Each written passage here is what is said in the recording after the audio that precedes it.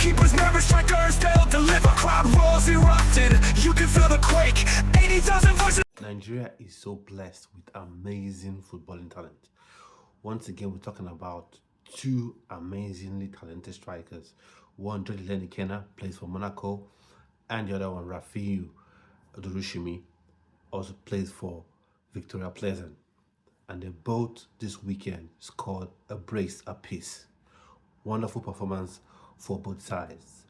So for me, outstanding performances. And these are some players I've been talking about in respect to being involved in the Nigerian Super Eagles setup one way or the other.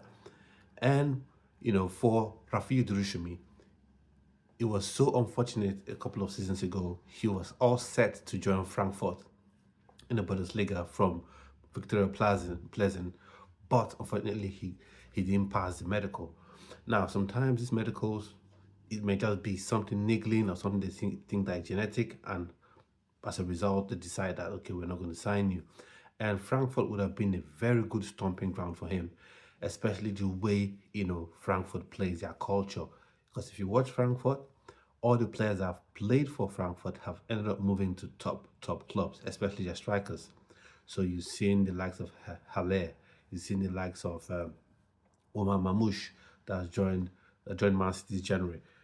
So they always have a knack for playing to the strengths of their strikers. And he is another mobile striker that is pacey, strong, and skillful on the ball.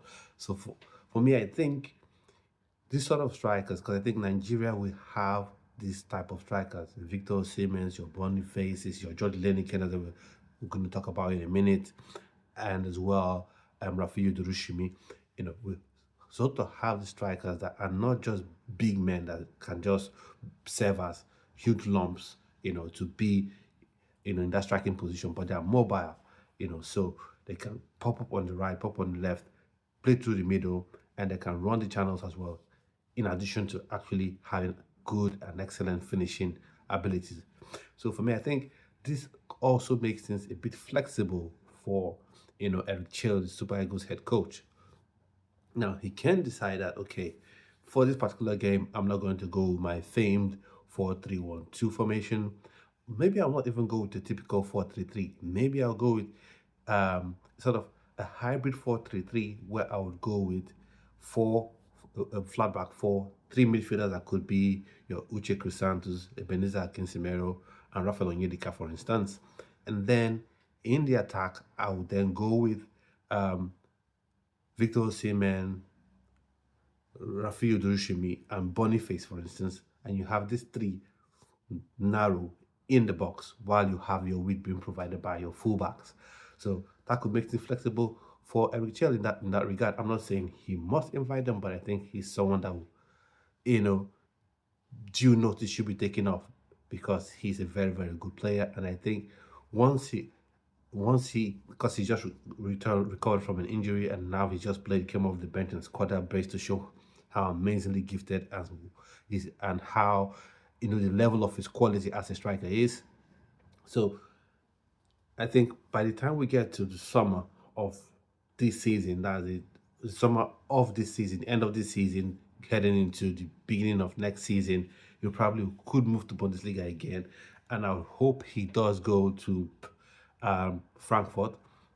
Since Omar Mamouche has left, I think he would fit in perfectly with them, or maybe go to Dortmund, because he wants a place where the competition is high enough that he gets to play regularly enough, and he gets to put himself in the shop window as well. So I think Rafiu Durosinmi, big things to come from him. He's an amazing new striker for you to keep your eyes on.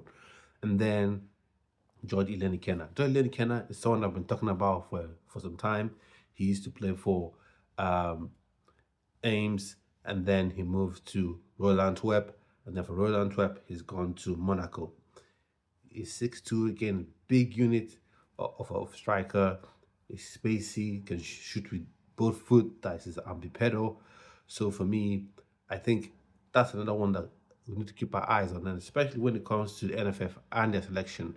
He and his parents moved to France when he was still young. So at the minute, he's still eligible right now. The only country he's eligible to play for at the minute is Nigeria.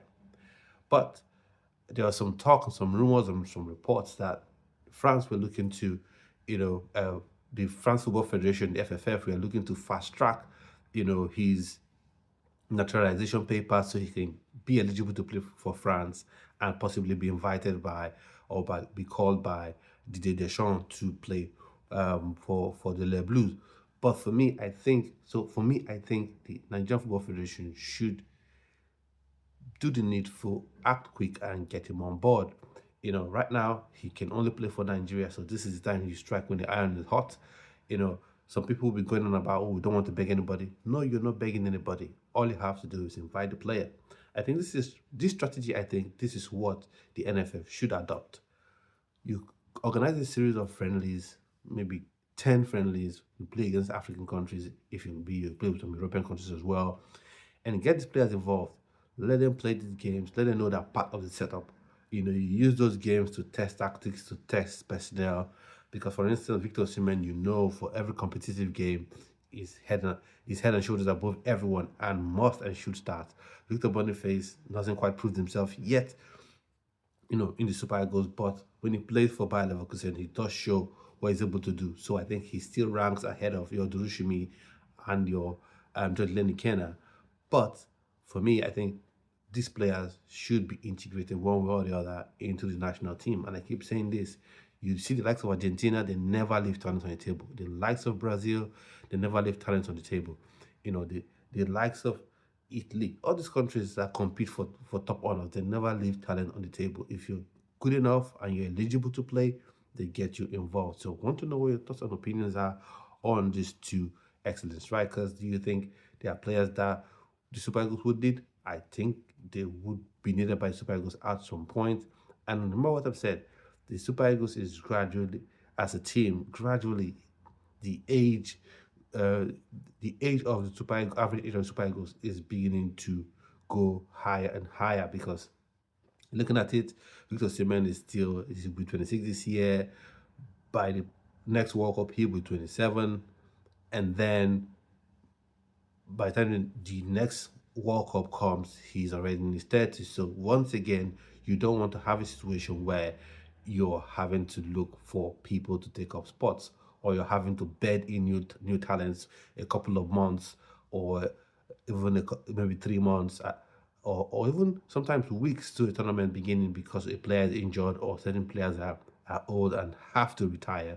So I think this is an opportunity that the NFF should take up and do their utmost to get the players involved, be intentional about it. So I've come to the end of this video.